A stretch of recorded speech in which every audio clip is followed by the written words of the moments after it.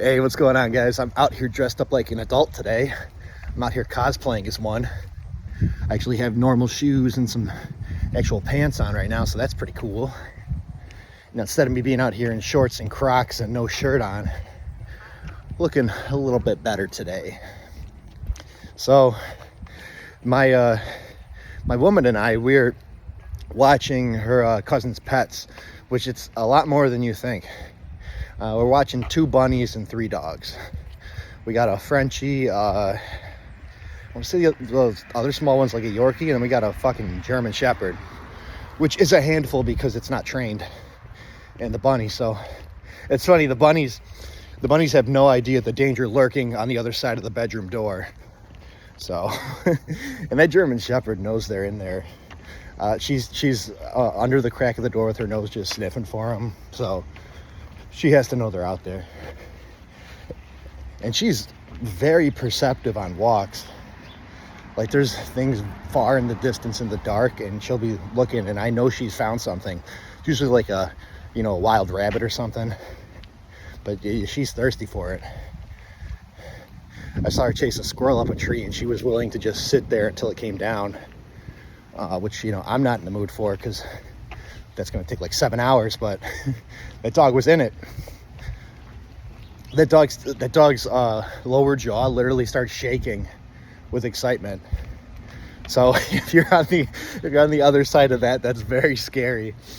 But she's very, very affectionate. She wants to lay on top of me the entire time we're at the house.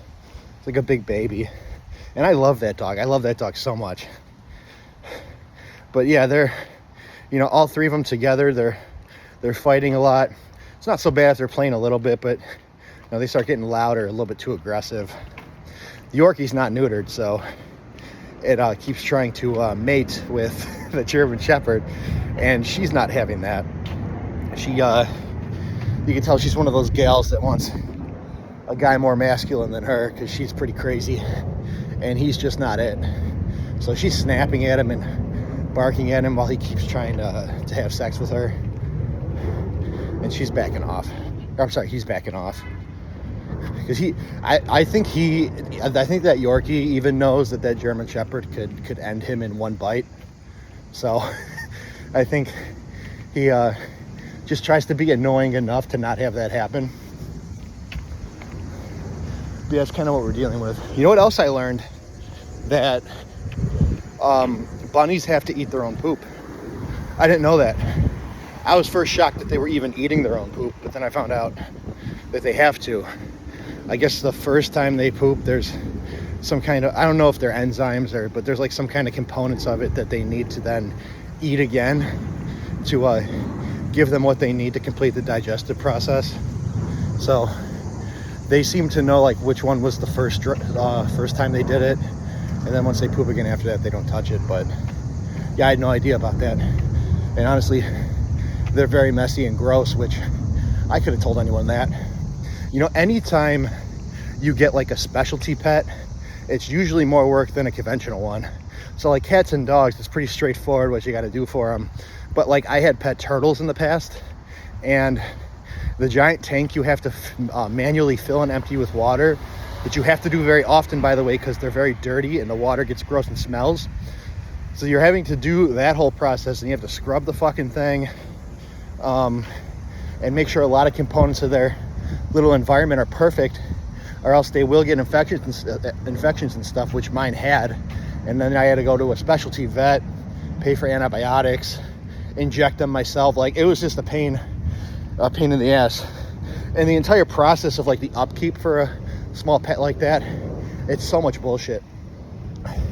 Because like those little specialty pets, they live they need to live like very specific ways to survive, and to facilitate that, it's very time consuming, sometimes pricey too. So yeah, I already never like wanted to get a bunny, but this just solidified it, because they're shitting everywhere. Yeah, and their owner was like, oh no, they only poop in the bin for it. They don't ever shit outside the thing. And like, we knew that wasn't true, because they immediately just started shitting everywhere. So I don't know why she felt the need to lie to us, but I mean, it's not like we weren't going to take the bunnies, because they're in a little cage. So now we have to clean shit up that's not in the little litter box thing. Yeah, I don't know why she wanted to lie about that. Or maybe she wasn't lying and they're just stressed out that they're somewhere new. So I feel like that's a lot smaller of a chance, though, because they've been with us for like 3 weeks and they're continuing to do it. Actually, even worse now. So, the culture inside with their house got to be messy. But yeah, it's what we're doing this weekend. And honestly, it's not so bad. I like the affection from the dogs, but at the same time, I haven't been using my CPAP or anything, because I've been sleeping on the couch with my wife and them. So I've been cramped on that couch. Especially the German Shepherd actually wants to lay on top of me, which is cool for a little bit, but when you're actually trying to sleep, 120-pound dog is something I do not want on me. But aside from that, there's nothing to complain about. I'm happy to have dogs. I've been wanting a dog for a while. My wife, actually, she has a pug that's currently still in Mexico. So we need to go get that pug at some point, bring her over here, because it's a little bit more of a process to get a dog on a plane and all that. But I've been wanting it bad, because I like the affection and the vibe that a dog brings to your household. It really lightens your mood when you had a terrible day and the dog's just excited to see you when you get home. And it kind of makes all the stress of the day wash off. So I really want one. And I guess I always kind of wanted a bigger dog, like a Rottweiler or a Cane Corso. But honestly, I don't mind the small dogs. Aside from that Yorkie, I don't like their fur or any of that. But a small dog like a pug or like a Frenchie, I like them. They're just a different kind of dog. I wouldn't expect them to save your life, but it's like a lap dog. They're meant to sit on your lap all day, and that's what they want to do. That's what they were made for. So I do. It's a different kind of affection, but I like it equally. I used to always think pugs were really stupid and ugly. Now I just think they're stupid. Her pug is they grew on me. So anyway, as we continue to do this, I don't even know how many weeks out. I think we're 11 weeks out at this point. So I wouldn't even say things are heating up. I think things are going all right. I'm doing an hour and 15 minutes of cardio a day, doing 40 minutes right now, and then 35 on the stairs. But I have to walk pretty fast right now to make this acceptable. And that's getting a little bit harder because my cardiovascular strength and health is improving as I do more and more of this cardio. So it's taking more and more for me to get myself tired. And you can only walk so fast before you have to run. So I think, maybe after the next 4 weeks, maybe, is when we're going to get rid of the walking in the morning altogether. I think I should probably just take a 10-minute drive to the gym and do stairs at that point. And honestly, if I can't wake up 10 minutes earlier, what the fuck, So that's, I'm definitely going to convert to that. My legs definitely feel small as shit right now, but in some pictures they look pretty decent. So I guess depending on how much cardio I'm doing towards the back end of this process, maybe I won't want to do stairs as the first time I do cardio of the day. Because if you do way too many stairs, you're going to lose some size off your legs. Because now your legs are getting in cardio shape. They're not in bodybuilding shape. So you got to be wary of that when you're doing a ton of cardio. So I might have to do like an incline treadmill walk or something so that I could try and save as much of my leg mass as I have, because there already is not enough to go around. So that's at least the objective I need to, balance out, which should not be too difficult, to be honest. I really see the problem in making appropriate judgments for that. I think the only hard part is I continue to get flatter and flatter, which getting flat in bodybuilding basically means that so like when you eat carbs, they break down into glucose and then glycogen, which is the storable glucose. The glycogen is what fills the muscle cells up. It's comprised of mostly water, just like how they say most of our body's water. Like this is like imagine your muscle cells are like little balloons, and the glycogen is what's filling them up. So that's what's being used as your primary source of energy production.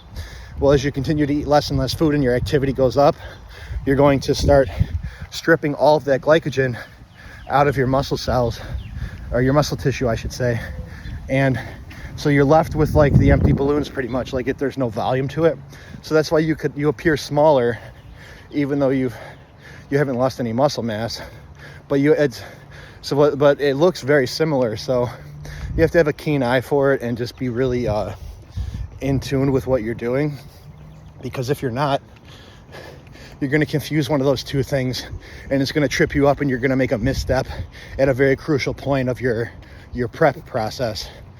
So it's a little bit of a balancing act, and like you have to be able to tell, am I flat right now, or is something I'm doing making me lose size?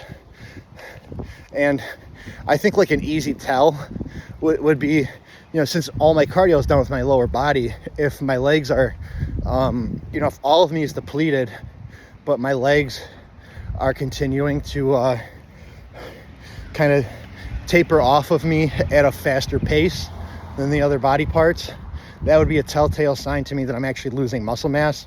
Because as opposed to just being flat, like so my whole body would be flat, but based on how everything is, I could tell like how big my legs are compared to everything else, if that's flatness or not.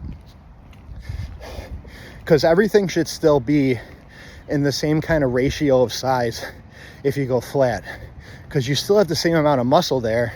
It's just that it's not filled up with glycogen. So if you're flat everywhere, things should still stay in the same proportion. And if that gets skewed, that's a better sign that maybe some actual muscle tissue has taken a loss here. Which if it does, there's no need to panic, because muscle memory is absolutely a thing. So once you eventually go back into the process of gaining weight and putting on size, it's going to come right back almost immediately. Like within a couple weeks, I would say you feel normal again.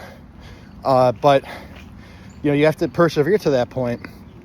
And if you make the missteps and you strip a bunch of size off, it not only wastes a little bit more time out of that off season getting it back, but you're not going to do well at the thing you set out to do for why you cut the weight. So if you deplete yourself so much that you're losing tissue and you just look like shit, like the whole reason you cut in the first place was to do favorably at a bodybuilding show. So if it's kind of like you lost sight of the process if you allow that to happen.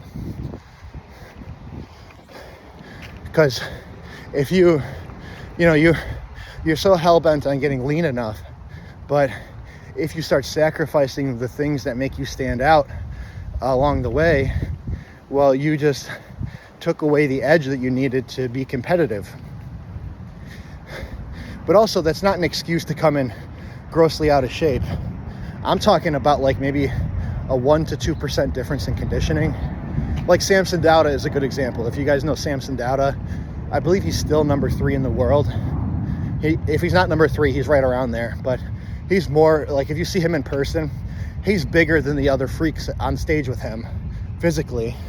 But he has a little bit of trouble getting that last little bit of conditioning on his body.